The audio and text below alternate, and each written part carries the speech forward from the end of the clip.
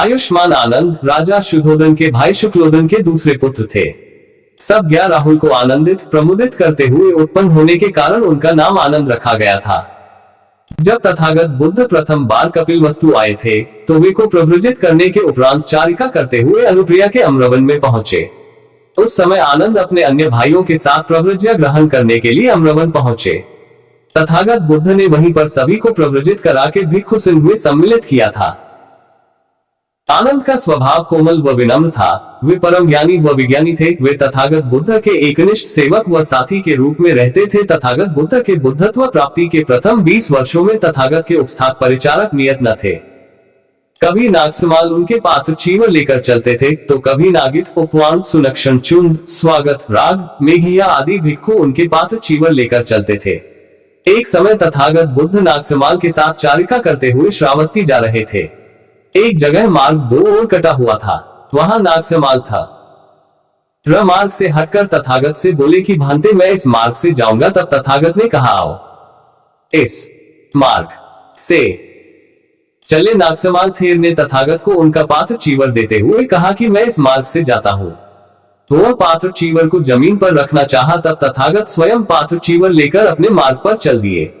नागसमाल थेर जिस मार्ग पर गया वहां चोरों ने उसे मार पीट कर चीवर छीन लिया, पात्र को तोड़ दिया। तब लहूलुहान थेर दुखित होकर तथागत के पास आकर पूरा हाल सुनाया। इसी प्रकार एक बार तथागत बुद्ध मेघीय थेर के साथ प्राचीन वंशदाय में जंतुग्राम को गए। वहां मेघीय थेर ने जंतुग्राम में पिंडचार करके नदी के तट पर सुंदर अम्रवन देखकर तथागत से कहा कि भांते अपना पात्र चीवर ले, मैं इस अम्रवन में श्रमण धर्म का अभ्यास करूंगा। तथागत बुद्ध ने उन्हें मना किया, परंतु वे नहीं माने। जब वे अम्रवन में बुरे विचारों से तंग हो गए तो पुनः तथागत की शरण में लौट आए। तथागत बुद्ध भिक्षुओं के साथ चारिका करते हुए श्रावस्ती पहुंचे। वहां गंधकुटी के चौक में बुधासन पर बैठकर भिक्षुओं को आमंत्रित किया। उन्होंने भिक्षुओं से कहा कि अब मैं वृद्ध अर्थात 60 वर्ष का हो गया हूं, अब मुझे एक नियत उपस्थाक परिचारक भिक्षु की आवश्यकता है। आयुष्मान सारिपुत्र ने तथागत बुद्ध से आग्रह किया कि मैं आपके सानिध्य में कई वर्षों से हूं, मैं उपस्थाक के रूप में भी सेवा करना चाहता हूं। तब तथागत ने कहा कि सारिपुत्र, जिस दिशा में तुम विहरते हो वह दिशा तुझसे अशून्य होती है। तुम्हारा धम्मोपदेश बुद्धों के धम्मोपदेश के समान है, इसलिए मैं तुम्हें उपस्थाक नहीं बना सकता हूं। इसी प्रकार आयुष्मान मोगल्लान आदि महास्त्र ने तथागत से उपस्थाक बनाने का आग्रह किया, परंतु तथागत ने सबको मना कर दिया। आनंद था र चुपचाप बैठे ही रहे। तभी सभी भिक्षुओं ने आनंद से कहा आवोस, भिक्षु संघ उपस्थाक पद मांग रहा है, तुम भी मांगो। तब आनंद ने कहा कि आवसो। मांगकर स्थान पाया तो क्या पाया? क्या तथागत मुझे देख नहीं रहे हैं? यदि उनको रुचिकर लगेगा तो वे अवश्य कहेंगे कि आनंद मेरा उपस्थान करेगा। तब तथागत बुद्ध ने कहा कि आनंद को दूसरा कोई मत उत्साहित करे, वह स्वयं जानकर मेरा उपस्थान करेगा। तब आनंद ने उठकर विनम्रता पूर्वक तथागत से 4 प्रतिक्षेप इनकार और 4 याचनाएं अर्थात 8 वचन मांगे। उन्होंने 4 प्रतिक्षेप मांगे कि 1 चीवर को मुझे न दे, 2 पिंडपात को न, 3 गंधकुटी में निवास न दे, 4 निमंत्रण में लेकर न जाए, तब मैं तथागत का उपस्थान करूंगा। 4 प्रतिक्षेपों को सुनकर तथागत ने कहा कि इसमें तुम्हें क्या दोष दिखाई दे रहा है? तब आनंद ने कहा कि यदि तथागत से मैं इन वस्तुओं व सुविधाओं को प्राप्त करूंगा तो लोग मुझे कहेंगे कि आनंद लोक के लिए तथागत का उपस्थाक बना है।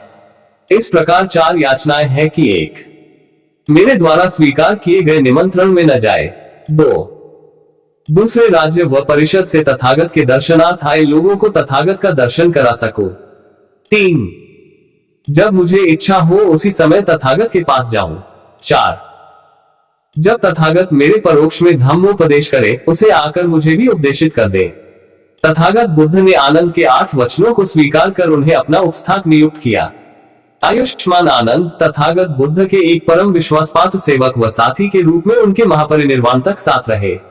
उन्होंने तथागत के अंतिम समय में पूरी तन्मयता व श्रद्धा के साथ सेवा शुश्रूषा की थी। तथागत बुद्ध ने आयुष्मान आनंद सहित अन्य बौद्ध भिक्षुओं को अपना अंतिम उपदेश महापरिनिर्वाण के पूर्व कुशीनगर में दिया था। आनंद बोधिवृक्ष तथागत बुद्ध श्रावस्ती के जेतवन में विहार कर रहे थे। तब अनाथपिंडिक ने स्थविर आनंद थे से कहा कि जिस समय तथागत भिक्षुसन के हित के लिए दूसरे जगह पर चले जाते हैं तो श्रावस्ती के लोग गंधमाला एवं पूजा की सामग्री आदि लेकर जेतवन के महाविहार गंधकुटी के द्वार पर रखकर प्रसन्नचित व शांतचित होकर चले जाते हैं। तथागत के चारिका के लिए जाने पर जेतवन विहार अधेय होता है। इसलिए आप एक पूज्य स्थल की संभावना व असंभावना के संबंध में तथागत से जानकारी का बात करें। स्थविर आनंद ने अनाथपिंडिक की बातों को स्वीकार करते हुए तथागत से पूछा कि भांते चैत्य कितने हैं? तथागत ने 3 चैत्य शारीरिक, पारिभोगिक तथा उद्देशिका बताया। शारीरिक चैत्य जीवन काल में नहीं बन सकता है, यह बुद्धों के महापरिनिर्वाण होने पर ही संभव है। उद्देशिका चैत्य अवास्तविक व मानसिक होता है। बोधि वृक्ष जीते जी भी और परिनिर्वाण होने पर भी चैत्य है। तब स्थविर आनंद व अनाथपिंडिक ने विचार करके जेतवन विहार में बोधि वृक्ष का बीज लाकर रोपित करने का निर्णय लिया। स्थविर महामोगल्लान बोध गया के बोधि वृक्ष की टहनी से गिरते हुए पके फल बिना भूमि पर गिरे ही अपने चीवर से ढककर श्रावस्ती लाए। स्थविर आनंद, अनाथपिंडिक, विशाखा और राजा प्रसेनजित आदि की उपस्थिति में जेतवन के विहार गड्ढा खोदकर उसे रोपित किया गया। पौधे के बड़े होने पर उसके चारों ओर वेदिका बनवाई गई। इसके बाद तथागत बुद्ध ने उपासकों के हित के लिए स्वयं ध्यान लगाया। राजा प्रसेनजित सहित श्रावस्ती के श्रद्धालुओं उपासकों बौद्ध भिक्षुओं ने पूजा अर्चना की। स्थविर आनंद द्वारा जेतवन में लगाया गया यह बोधिवृक्ष आनंद बोधिवृक्ष के नाम से प्रसिद्ध हुआ। वर्तमान में इस परम पूज्य बोधिवृक्ष के नीचे श्रद्धालुजन ध्यान, पूजा व अर्चना करते हैं। कपिलवस्तु की अंतिम यात्रा तथागत बुद्ध के जीवन काल में ही उनके अधिकतर निकटतम परिवारजनों व संबंधियों का निधन हो चुका था। उनकी माता महामाया का निधन तभी हो गया था जब वे 7 दिन के थे।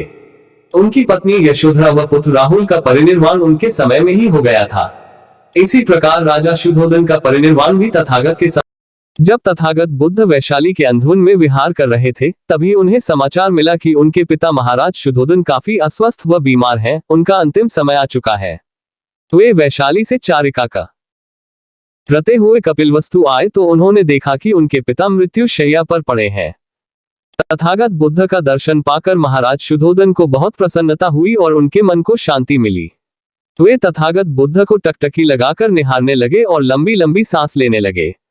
तथागत बुद्ध ने अपने पिता को बाहों में भरकर उनका यशगान किया।